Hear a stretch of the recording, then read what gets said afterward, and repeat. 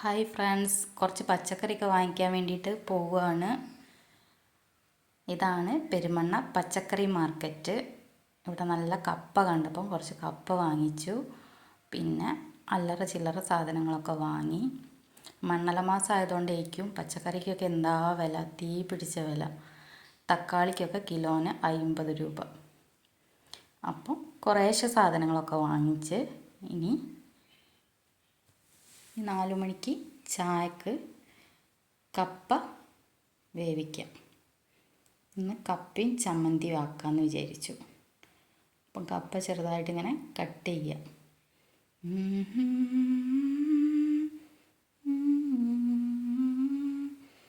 കപ്പ ഇങ്ങനെ തോലൊക്കെ പൊളിക്കുക.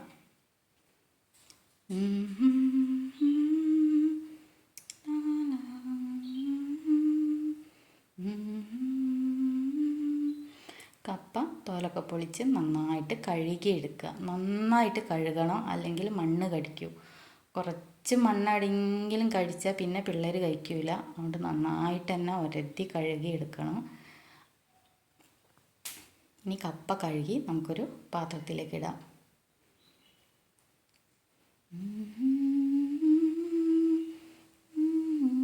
എന്നിട്ട് കപ്പ ചെറുതായിട്ട് കട്ട് ചെയ്യാം. ഒരു പാത്രത്തിൽ വെള്ളം തിളപ്പിക്കാൻ വേണ്ടിയിട്ട് അടുപ്പത്ത് വയ്ക്കാം. തിളച്ച് വരുമ്പോൾ കപ്പ നമുക്ക് അതിലേക്ക് ഇട്ട് കൊടുക്കാം. കപ്പ ഇതുപോലെ ചെറുതാക്കി കട്ട് ചെയ്യാം. കപ്പ റെഡി. ഇനി നമുക്ക് അടുപ്പത്തേക്ക് തിളച്ച വെള്ളത്തിലേക്ക് ഇട്ട് കൊടുക്കാം. ഇനി ചമ്മന്തിക്കുള്ള തേങ്ങ റെഡിയാക്കാം, ചിരവിയെടുക്കാം. ചമ്മന്തിക്കുള്ള തേങ്ങ റെഡി. ഇനി നമുക്ക് ചുവന്ന മുളക് ചുട്ടെടുക്കാം. സാധാരണ ഞാൻ അടുപ്പിലാണ് ചുട്ടെടുക്കാറ്. ഇന്നിപ്പം ഗ്യാസിൽ ചുട്ടെടുക്കുകയാണ്. ഇനി ചുവന്നുള്ളി, വെളുത്തുള്ളി, പുളി ഒക്കെ സെറ്റാക്കി വെച്ചിട്ടുണ്ട്. ചമ്മന്തി റെഡി. ഇനി പൂള വെന്തോന്ന് നോക്കാം. പൂളാന്ന് ഞങ്ങൾ പറയും, കപ്പ എന്നും പറയും കേട്ടോ. അപ്പോൾ കപ്പ നന്നായിട്ട് തിളച്ച് കട്ടൻ ചായ റെഡി. പൂളക്ക് കട്ടൻ ചായയാണ് അടിപൊളി.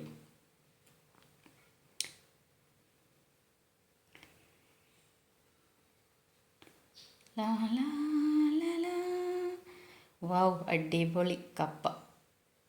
വാവ്, അടിപൊളി ചമ്മന്തിയാണ്. ഇനി നമുക്കൊന്ന് ടേസ്റ്റ് ചെയ്ത് നോക്കാം.